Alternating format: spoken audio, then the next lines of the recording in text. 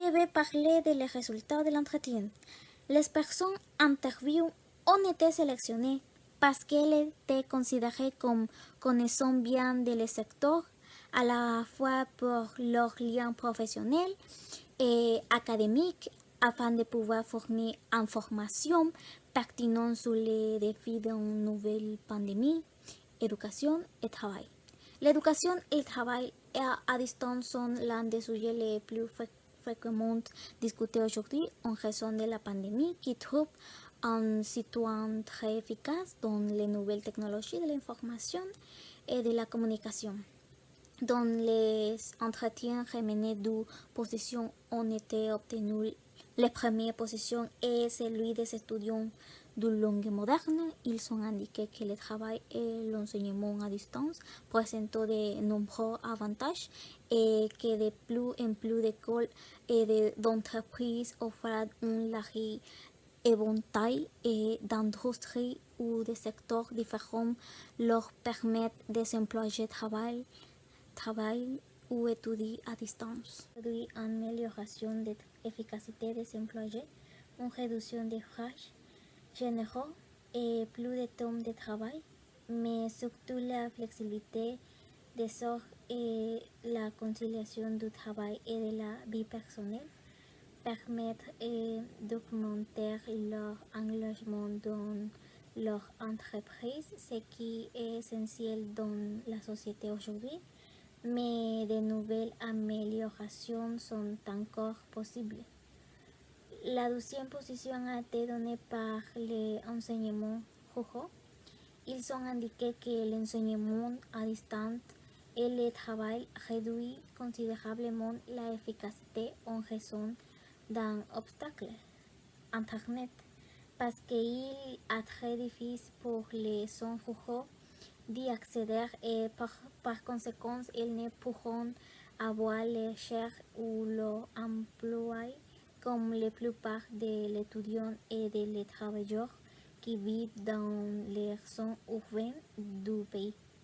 Conséquent, cela conduit à la conclusion que les étudiants ou les professeurs ont une autre vision de l'éducation en ligne car ils n'ont pas le contexte des communautés rurales de l'État, ce qui empêche l'emploi ou l'éducation d'être efficace pour toutes les étudiantes et les seuls.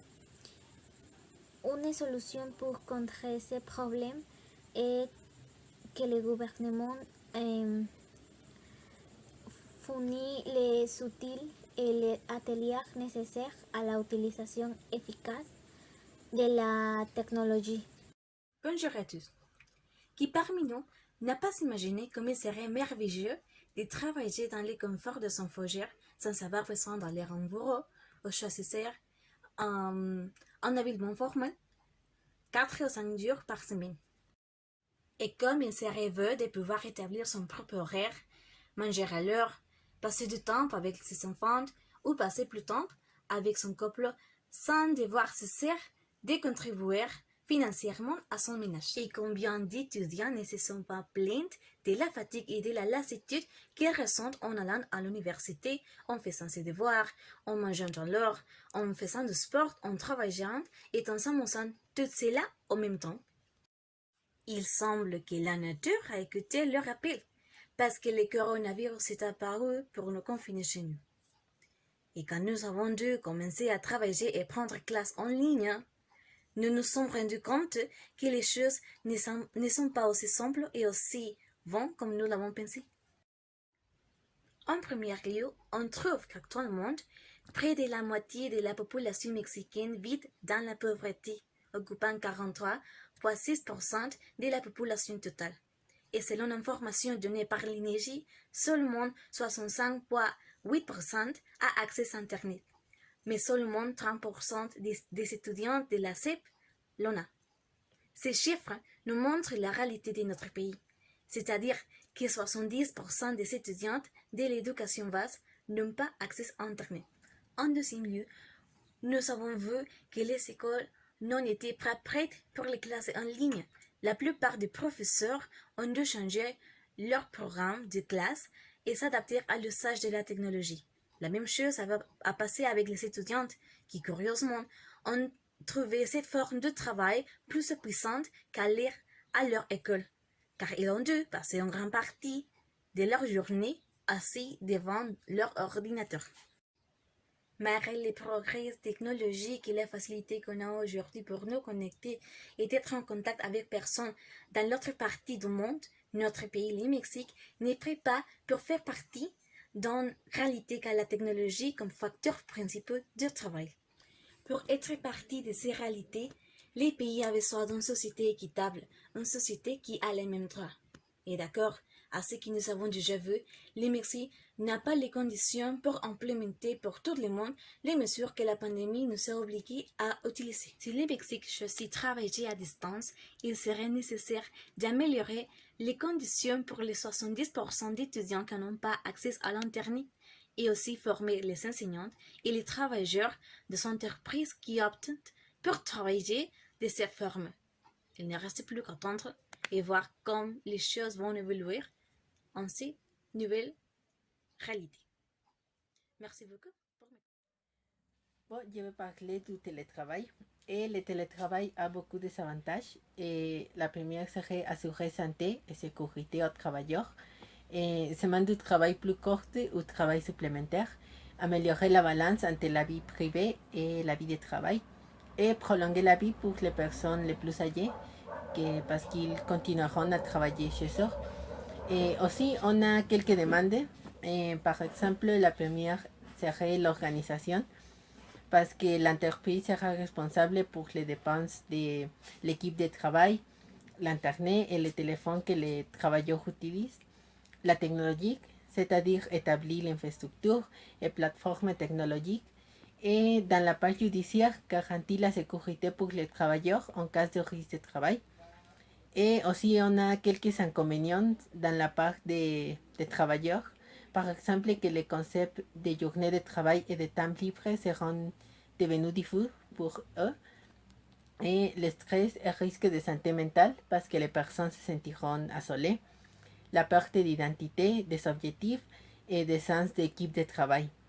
Et aussi, on doit se rappeler que les pays avec la prédominance d'économie informelle auront une situation difficile, alors que dans les pays développés, il y aura l'alternative pour les travailleurs de choisir entre un travail complètement présentiel ou un travail supplémentaire. Par exemple, dans le cas du Mexique, dans le 2019, le droit fédéral du travail a incorporé un nouveau chapitre, le 12 pour être spécifique, et dans lequel il se fait la différence entre le travail et le freelance. Et ils se sont établis les droits et les obligations pour employés et employeurs. Et bon, en conclusion, on peut dire que le télétravail sera plus réalisable dans les pays développés, mais ce ne veut dire pas que du jour au lendemain, le travail comme connu changera. Et en plus, dans le cas des pays moins développés, est différent parce qu'on doit en premier lieu améliorer la situation d'emploi et d'économie et après se concentrer dans les cas de télétravail. Néanmoins, les réformes qu'a donné le Mexique dans les lois sont un grand pas. Et finalement, j'ai une petite liste de conseils pour que vous pourrez faire un bon télétravail. Et le premier serait commencer ta routine de travail depuis tôt et faire un horaire, faire un checklist et soyez connecté et communiquer avec ton équipe de travail et ton chef pour que vous aurez connaissance de la situation de votre travail. Et aussi reposer. Prendre votre temps et distraitez-vous pour faire une autre chose. Et ça serait tout sur le télétravail. Et merci pour votre attention. Bonjour à tous, je m'appelle Evelyn Félix et je suis étudiante de l'Université de La Salle, Oaxaca. Comme vous savez, nous parlerons de la modernité liquide. Mais qu'est-ce que c'est ça?